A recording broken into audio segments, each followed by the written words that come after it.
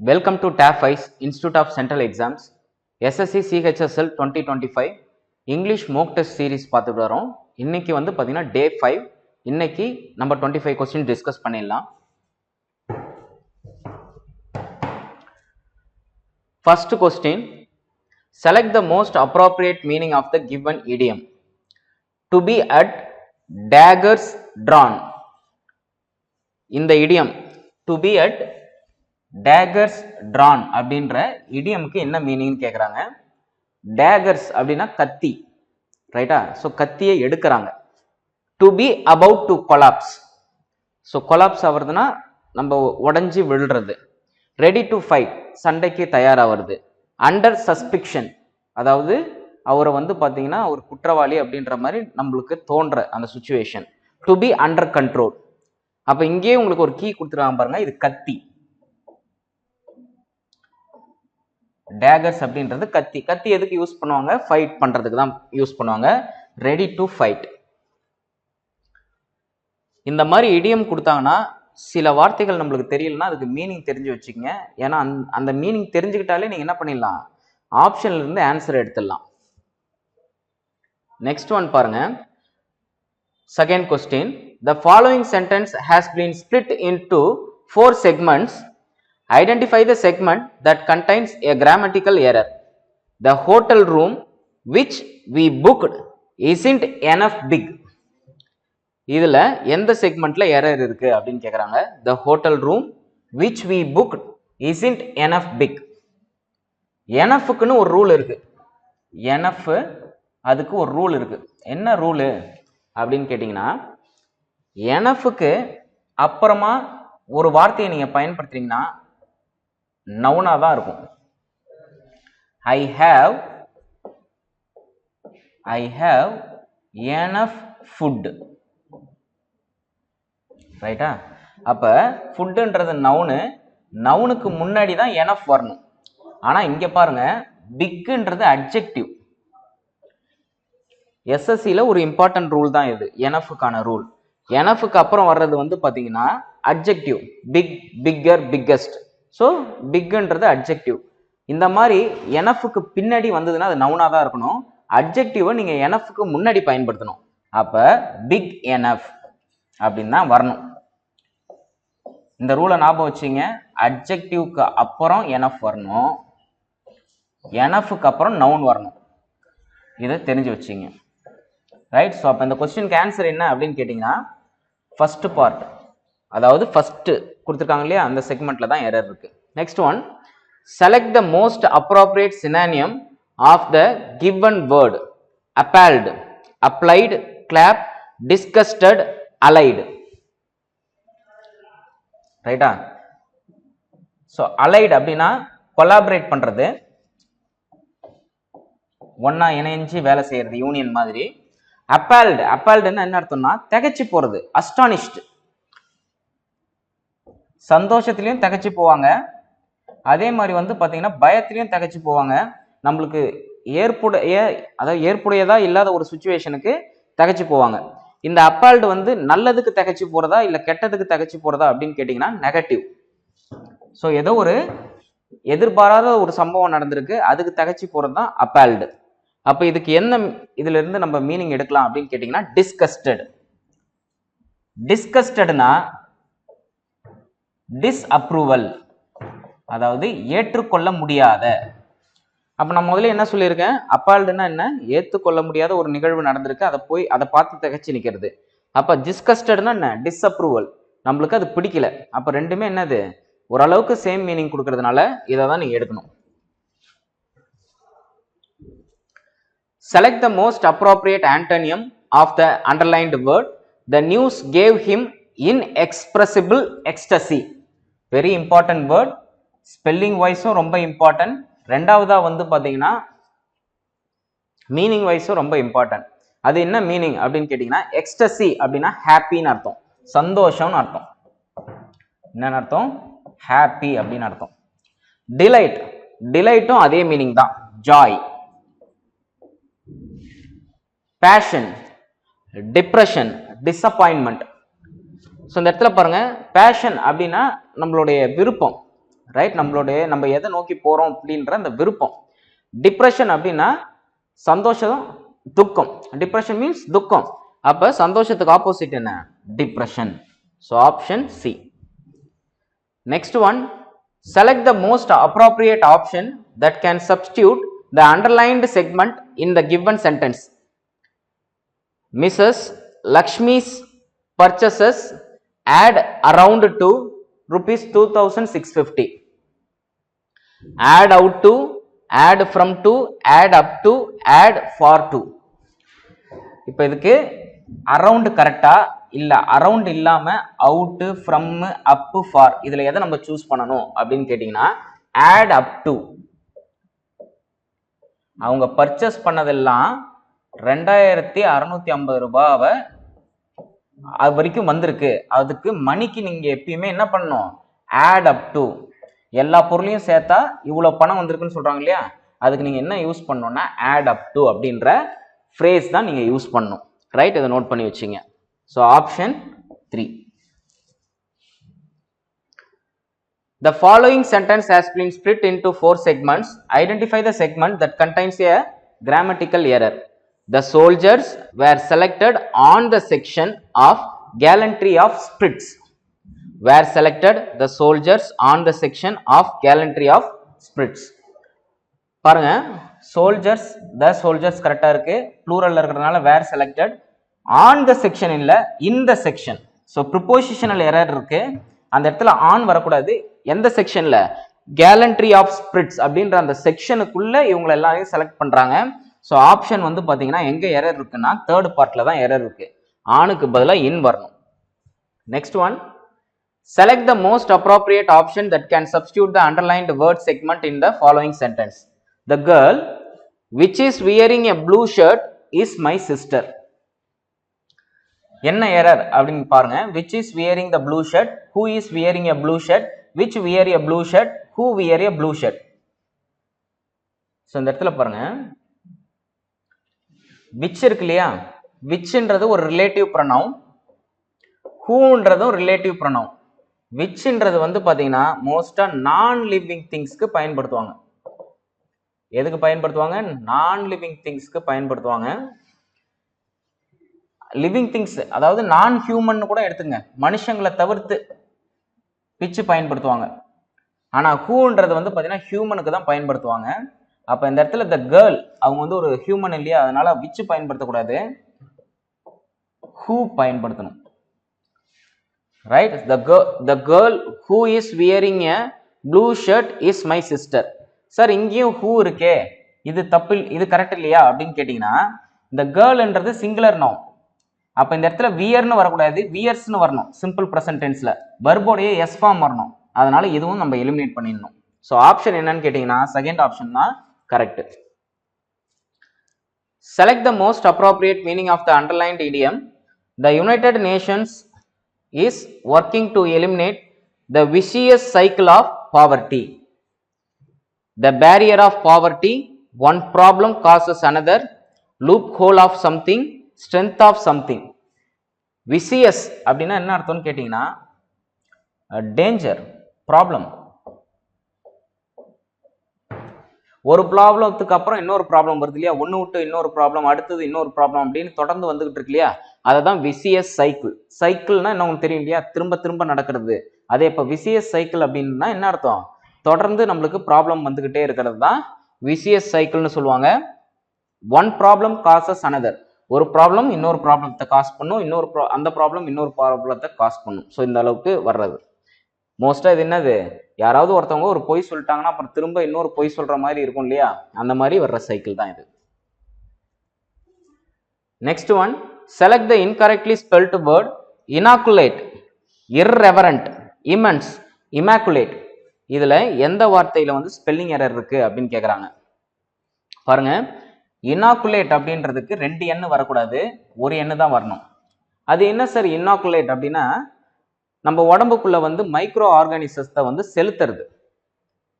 ரைட்டா? நம்ம உடம்புல வந்து இப்போ ஏதாவது பிரச்சனை இருந்ததுன்னா சில மைக்ரோ ஆர்கானிசத்தை வந்து இன்ஜெக்ஷன் மூலமா செலுத்துனாங்கன்னா அது போய் அது சரி பண்ணும் இல்லையா, அந்த மாதிரி நம்ம உடம்புல ஒரு மைக்ரோ ஆர்கானிசத்தை உள்ள செலுத்துறதுக்கு, ஊசி மூலமா செலுத்துறதுக்கு பேர் தான் யுனாக்குலேட். நம்ம உடம்புல ஏதாவது ஒரு ஆர்கானிசத்தை உள்ள ஏத்துறது. ரெவரண்ட், ரெவரண்ட்னா ரெஸ்பெக்ட்னு அர்த்தம். ரெவரண்ட்னா என்ன அர்த்தம்? ரெஸ்பெக்ட்னு அர்த்தம். இர்ரெவரண்ட்னா ரெஸ்பெக்ட் இல்லைன்னு அர்த்தம், lack of respect.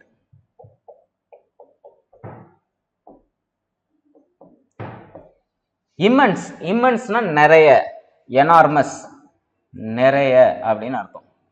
Immaculate, IMMACULATE, இது ஸ்பெல்லிங்லயும் கேட்கறதுக்கு வாய்ப்பு இருக்கு. இமாக்குலேட் அப்படின்னா என்ன அர்த்தம்னா கிளீன் அர்த்தம், வெரி கிளீன், ரொம்ப கிளீனா இருக்குன்னு அர்த்தம். ஸோ ஆப்ஷன் எது அப்படின்னு கேட்டிங்கன்னா ஃபர்ஸ்ட் ஆப்ஷன் தான் தப்பா இருக்கு, ஸ்பெல்லிங் எரரோட இருக்கு. Next one, select the most appropriate meaning of the given idiom bag and baggage. So bag and பேகேஜ்னா என்ன அர்த்தம்னா நம்ம வச்சிருக்கிற பொருட்கள், belongings, at the service by force with all goods fair and honest. So with all goods, goods na என்ன அர்த்தம்? நம்ம வச்சிருக்கிற பொருட்கள், belongings. இந்த கோவப்பட்டு உன்னுடைய மூட்டையெல்லாம் மூட்டையை கட்டிட்டு வாமா அப்படின்னு சொல்லுவாங்க இல்லையா, அப்ப உன்னுடைய பொருள் எல்லாத்தையும் கட்டுறதுக்கு பேர் தான் பேக் அண்ட் பேகேஜ்னு அர்த்தம். So option 3. 11th ஒன் பாருங்க, select the most appropriate homophone to fill in the blank. ஹோமோஃபோன்னா நான் ஆல்ரெடி உங்களுக்கு கிளாஸ்ல சொல்லியிருப்பேன். 2 வார்த்தை, ரெண்டுத்துக்கும் ஸ்பெல்லிங் டிஃப்ரெண்ட்டாக இருக்கும், மீனிங் டிஃப்ரெண்ட்டாக இருக்கும், சவுண்டு மட்டும் சேமாக இருக்கும். சா சா சா சாஸ் இந்த மாதிரி சேமாக இருக்கும். Arun knows perfectly well how to mix the food items with dash அப்படின்னு கொடுத்துருக்காங்க. ஸோ எது கூட வந்து ஃபுட் ஐட்டத்தை மிக்ஸ் பண்ணுவாங்க? இந்த ஃபாஸ்ட் ஃபுட்லலாம் சாஸ் ஆட் பண்ணுவாங்க இல்லையா, சோயா சாஸு, அதுக்கப்புறம் டொமேட்டோ சாஸ்லாம், சில்லி சாஸ்லாம் ஆட் பண்ணுவாங்கல்ல, அதுக்கு எந்த சாஸ் யூஸ் பண்ணோம்னா SAUCE இந்த சாஸ் தான் பயன்படுத்தணும். ஸோ ஆப்ஷன் வந்து பார்த்தீங்கன்னா 1. 12th ஒன் பாருங்க, select the most appropriate antonym of the underlined word. No one trusts her as her reasons are always explicit, precise, ambiguous, exact, distant. Explicit அப்படின்னா என்ன அர்த்தம்னா கிளியர்னு அர்த்தம். எக்ஸ்பிளிசிட்னா கிளியரா, அதாவது ஒரு விஷயத்த ரொம்ப தெளிவா சொல்லுவாங்க. No one trusts her as her reasons are always explicit, right? So அவங்க கிளியரா இருக்கு அப்படின்றது தான். அப்போ அதுக்கு ஆப்போசிட் என்ன மீனிங்? ஆண்டோனியம் கேட்குறாங்க, அதுக்கு அன்கிளியர். ஆம்பிகுவஸ், ஆம்பிகுவஸ்னா அன்கிளியர் அப்படின்னு அர்த்தம்.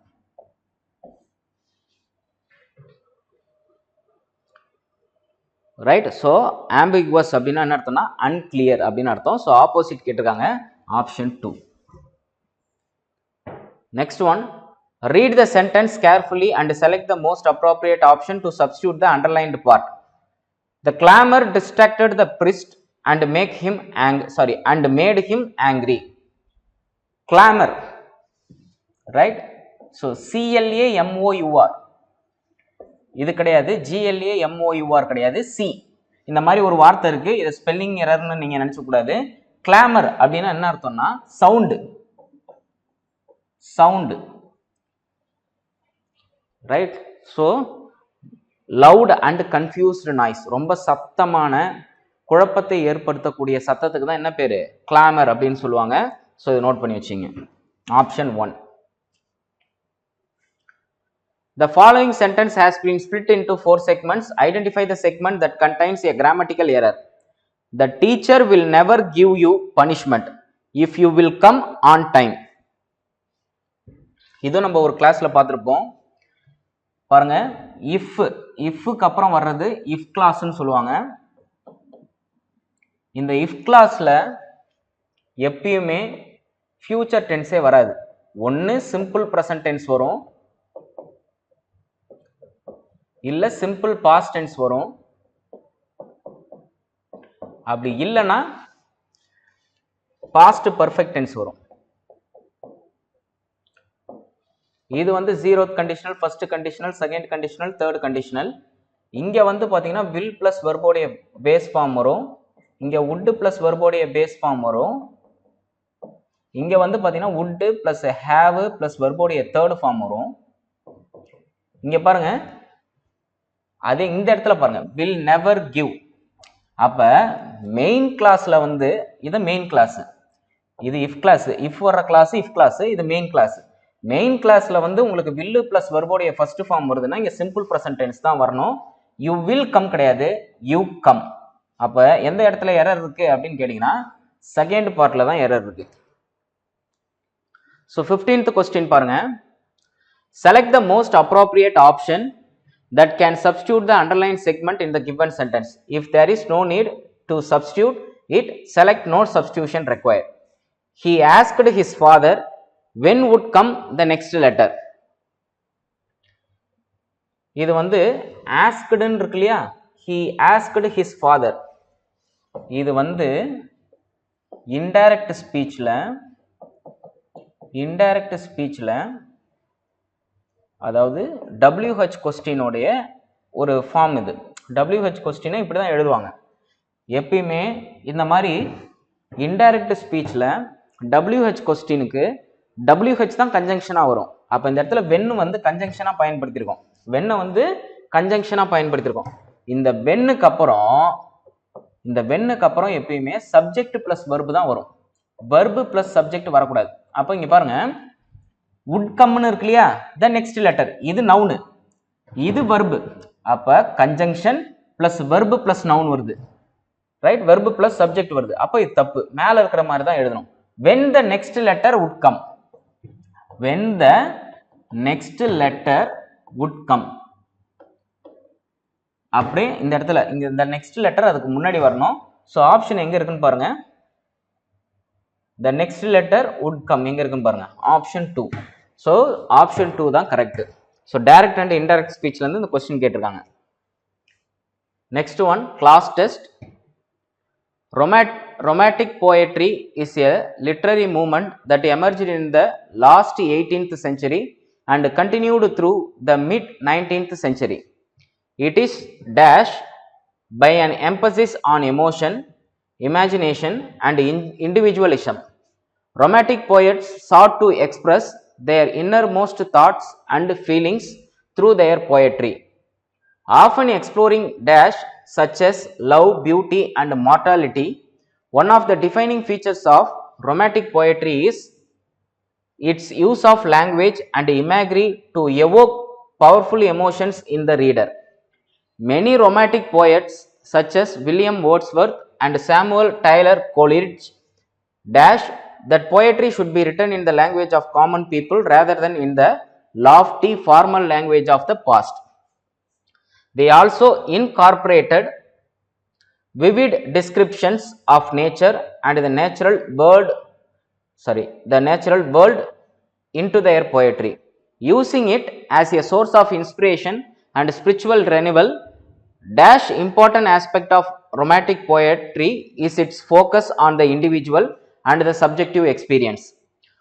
Romantic poets believed that each person's experience of the world was unique and valuable and sought to capture this individuality in their writing. This led to a greater emphasis on personal expression and introspection in poetry. Dash a rejection of the traditional poetic forms and structures of the past. So இந்த class test எதை பற்றி பேசுது அப்படின்னு கேட்டிங்கன்னா romantic poetry பற்றி பேசுது, right? Romantic poetry is a literary movement that emerged in the late 18th century and continued through the mid 19th century. It is dash by an emphasis அப்படின்னு கொடுத்துருக்காங்க பாருங்க. இஸ்ஸுக்கு அப்புறம் வர்போடைய ஐஎன்ஜி ஃபார்ம் இல்லைனா வர்போடைய third form தான் வரணும். Active வாய்ஸாக இருந்தால் ING பயன்படுத்துவோம், present continuous tense. Passive வாய்ஸாக இருந்ததுன்னா நம்ம வர்போடைய தேர்ட் ஃபார்ம் பயன்படுத்துவோம். இங்கே பை வந்திருக்கு இல்லையா, அதனால இந்த இடத்துல வர்போடைய தேர்ட் ஃபார்ம் தான் பயன்படுத்தணும், ஏன்னா இது பேசிவ் வாய்ஸ். அப்போ எங்கே இருக்குன்னு பாருங்க, ஆப்ஷன் 3 பாருங்க, characterised. Romantic poetry is a literary movement that emerged in the late 18th century and continued through the mid 19th century. It is characterized by an emphasis on emotion, imagination and individualism. Next, romantic poets sought to express their innermost thought and feelings through their poetry, often exploring dash such as love, beauty and mortality, concerns, arguments, problems, themes. ரைட்டா? themes. அவங்க love, beauty, mortality இந்த தீமை வச்சு தான் என்ன பண்ணுவாங்க அப்படின்னு கேட்டிங்கன்னா போயம் வந்து எழுதுவாங்க அப்படின்னு சொல்லியிருக்காங்க. Next one. One of the defining features of romantic poetry is its use of language and imagery to evoke powerful emotions in the reader. Many romantic poets such as William Wordsworth and Samuel Taylor Coleridge dash that poetry should be written in the language of common people. Could believe, will believe, believes, believed.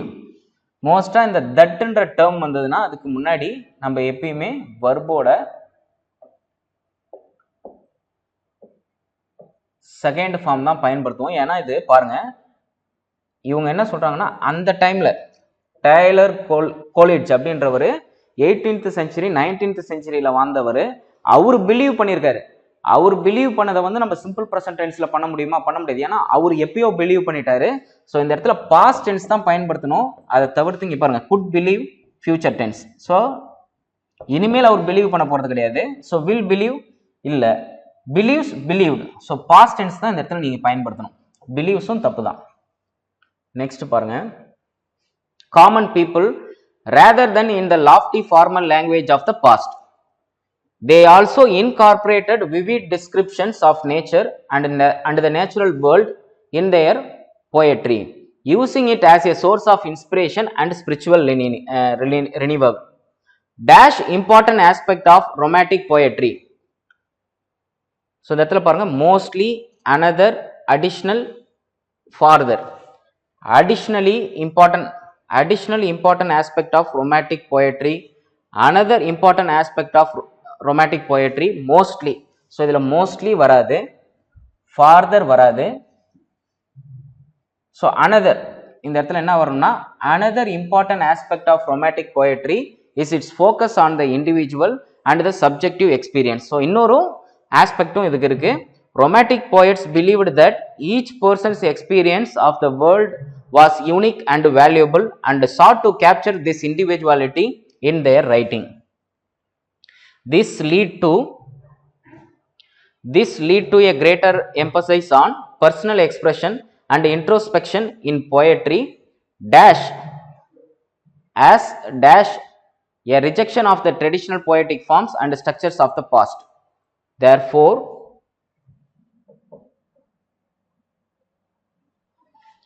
expression. This lead to a greater emphasis on personal expression and introspection in poetry. Therefore, a rejection of the traditional poetic forms and structures of the past. So, இந்த இடத்துல என்ன வரணும்? Therefore அப்படின்ற conjunctive adverb வரணும்.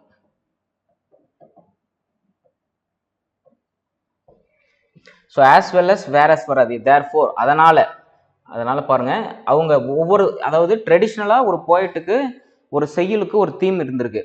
இவங்க என்ன பண்றாங்கன்னா அவங்களுக்கு பிடிச்சது, அவங்க நினைச்ச அந்த லவ், பியூட்டியை பத்தி அவங்க இண்டிவிஜுவலா எழுத ஆரம்பிச்சிட்டாங்க. அதனால என்ன இருக்குன்னு பாத்தீங்கன்னா ட்ரெடிஷ்னல் போயட்ரிக் ஃபார்ம் பாஸ்ட்ல என்ன இருக்குன்னு பாத்தீங்கன்னா அடிபட்டு போயிருக்கு. ஸோ அந்த இடத்துல என்ன வரணும் அப்படின்னு கேட்டீங்கன்னா therefore வரணும்.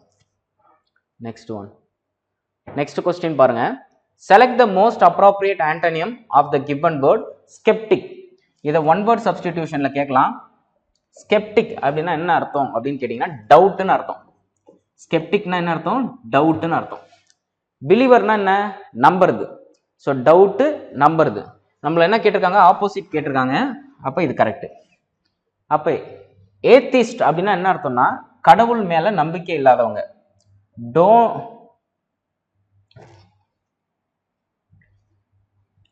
person don't believe in God. கடவுள் மேல நம்பிக்கை இல்லாதவங்க, அவங்கள தான் ஏத்திஸ்ட்னு சொல்லுவாங்க. அதே மாதிரி இன்ஃபிடல் இருக்கு இல்லையா, அவங்களும் வந்து பாத்தீங்கன்னா கடவுள் மேல நம்பிக்கை இல்லாதவங்க தான். இன்ஃபிடல் அப்படின்னா மதத்து மேல நம்பிக்கை இல்லாதவங்க. பிலீவ் இன் ரிலிஜியன், மத நம்பிக்கை இல்லாதவங்க. ஒருத்தவங்க கடவுள் நம்பிக்கை இல்லாதவங்க, இன்னொருத்தவங்க இன்ஃபிடல் அப்படின்னா என்ன அர்த்தம்னா மத நம்பிக்கை, ரிலிஜியன் மத நம்பிக்கை இல்லாதவங்க. 22 பாருங்க, select the most appropriate idiomatic expressions that can substitute the underlined segment in the given sentence. Last year art criticsனா அதை பத்தி பேசுறவங்க, ஆர்ட்டை பத்தி பேசுறவங்க, praised Animish as if he were a master, but he turned out to be a pleasure for a short time. ஒரு டைம்ல வந்து பாத்தீங்கன்னா அனிமிஷ் அப்படின்ற ஒரு ஆர்டிஸ்ட் இருந்தாரு. அவரை நிறைய பேர், அதாவது அந்த ஆர்ட்டை பத்தி சொல்லுவாங்க இல்லையா, பேசுவாங்க இல்லையா, அவங்க கொஞ்ச நேரம் வந்து அவங்க ரொம்ப புகழ்ந்து தள்ளினாங்க. ஒரு வாரம் 2 வாரம் அவரை பத்தி பேசிட்டு அதுக்கப்புறம் மறந்துட்டாங்க. அதை தான் மென்ஷன் பண்றாங்க. இப்போ இந்த மாதிரி ஷார்ட் பீரியட்ல மட்டும் சிலது ஃபேமஸா இருக்கும் இல்லையா, ஒரு 2 நாள் இல்லை ஒரு 3 நாள் இல்லை ஒரு வாரம் மட்டுமே ஃபேமஸா, ஷார்ட் பீரியட்ல மட்டும் ஃபேமஸா இருக்கிறதுக்கு என்ன இடியமா பயன்படுத்தணும் அப்படின்னு கேட்குறாங்க. என்னென்ன கொடுத்துருக்காங்கன்னு பாருங்க. a 9 days wonder, a dish fit for gods, a house of cards, a bull in a china shop. இது கரெக்டான ஆன்சர் என்னன்னு கேட்டிங்கன்னா a 9 days wonder. ஏன்னா அதுக்கப்புறம் அதை பற்றி பேச மாட்டாங்க. ஸோ அதான் ஷார்ட் டைமுக்கு மட்டுமே பேசக்கூடிய ஒரு விஷயத்த a 9 days wonder அப்படின்னு சொல்லுவாங்க. Next one, select the most appropriate meaning of the given idiom bread and butter. bread and butter அப்படின்னா என்ன அர்த்தம்னா necessary அப்படின்னு தரும். Basic needs, necessary things are basic needs.